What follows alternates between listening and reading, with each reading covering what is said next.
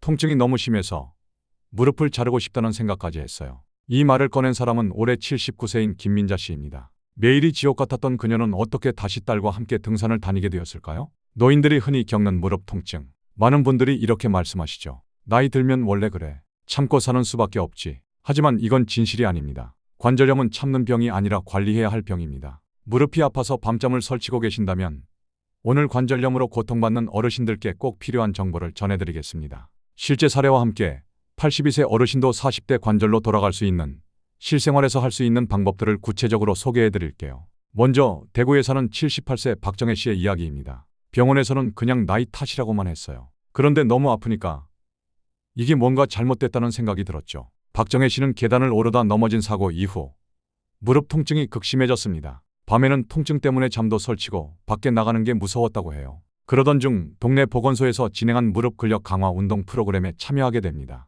의자에 앉아 다리를 뻗는 간단한 운동부터 시작했고 온찜질과 스트레칭을 꾸준히 병행했습니다. 6개월이 지나자 약을 거의 먹지 않아도 통증이 사라졌고 지금은 친구들과 공원 산책도 다니고 있습니다. 그렇다면 관절염이란 과연 어떤 병일까요? 관절염은 관절을 보호해주는 연골이 닳거나 염증이 생기면서 발생하는 질환입니다. 특히 무릎은 체중을 가장 많이 지탱하는 관절이라 더 쉽게 손상됩니다. 아래와 같은 증상들이 있다면 관절염을 의심해봐야 합니다. 걸을 때 무릎이 아프다. 계단을 오르내리기 어렵다. 무릎이 붓거나 열감이 있다.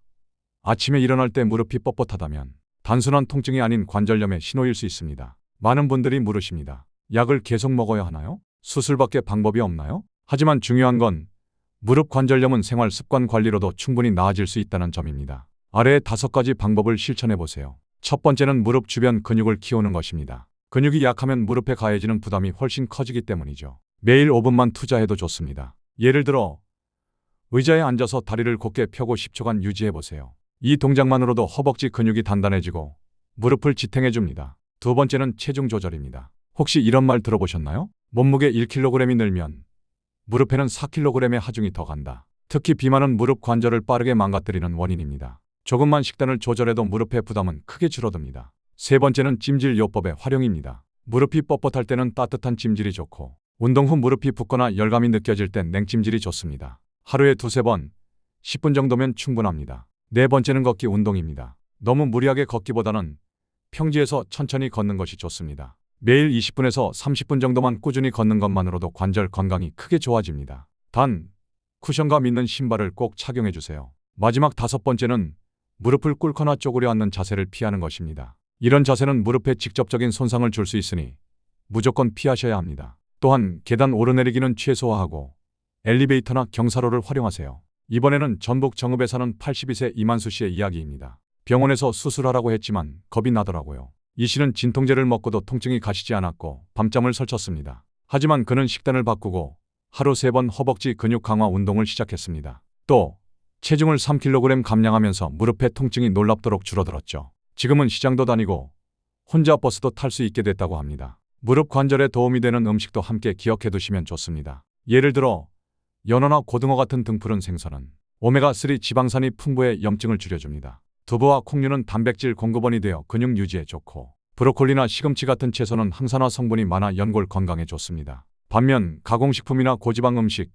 탄산음료는 염증을 악화시키므로 피하는 게 좋습니다. 서울 은평구에 사는 74세 정명자 씨는 무릎 통증 때문에 시장 나들이도 포기했었습니다. 시장에 가서 친구들 만나는 게 낙이었는데 통증이 너무 심해서 나갈 수가 없었죠. 하지만 정 씨는 복지관 실버 요가에 참여하면서 삶이 달라졌습니다. 가벼운 스트레칭과 근력 운동 그리고 친구들과의 대화가 정 씨를 다시 웃게 만들었습니다. 지금은 매주 시장에 가서 장도 보고 친구들과 점심도 함께 하신다고 해요. 무릎 관절에 좋은 음식을 소개하면서 꼭 빠질 수 없는 식품이 하나 있습니다. 바로 들깨입니다. 들깨는 오래전부터 뼈에 좋은 음식, 혈관을 청소하는 음식으로 알려져 있었는데요. 사실 들깨에는 오메가3 지방산이 풍부하게 들어있어 관절의 염증을 줄여주고 연골의 마모 속도를 늦춰주는 데 도움을 줍니다. 또한 칼슘, 마그네슘, 비타민이도 풍부해서 관절뿐 아니라 뼈 건강 전반에 긍정적인 영향을 줍니다. 그렇다면 들깨는 어떻게 먹는 게 가장 좋을까요? 가장 일반적인 방법은 국이나 찌개, 나물무침에 들깨가루를 넣는 것입니다.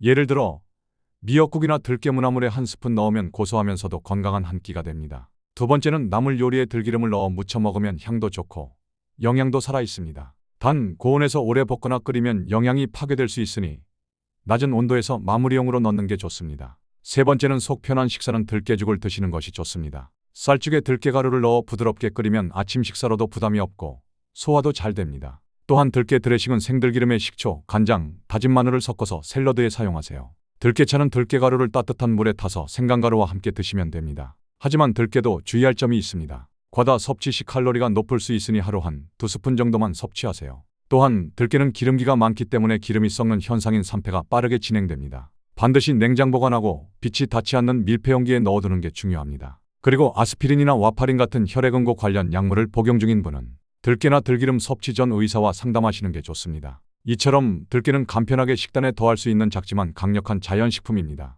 관절 건강을 생각하신다면 오늘 식탁에 한 스푼의 들깨가루 어떨까요? 물론 중증 관절염 환자의 경우 인공관절 수술이 필요할 수 있습니다. 하지만 대부분의 경우 생활 속 관리만으로도 충분히 회복할 수 있습니다. 마지막으로 재활운동 전문가는 관절염은 단순히 나이가 들어 생기는 게 아닙니다. 우리가 그동안 얼마나 무릎을 돌보지 않았는지가 문제죠. 지금이라도 생활 습관을 바꾸면 무릎은 분명히 반응합니다. 라고 조언합니다. 지금 당장 할 수 있습니다. 무릎은 소모품이 아닙니다. 우리가 어떻게 관리하느냐에 따라 어르신의 무릎은 다시 걷게 될 수 있습니다. 지금 무릎에게 기회를 주세요. 참는 것보다 관리하는 게 빠릅니다. 오늘 이 내용이 유익했다면 좋아요와 구독 설정을 해주세요. 그리고 위에 소개해드린 것 중에 오늘 실천하신 것을 댓글에 남겨주세요. 좋은 정보는 지인들과 공유해 널리 알려주세요. 오늘도 건강하고 활기찬 하루가 되기를 바랍니다.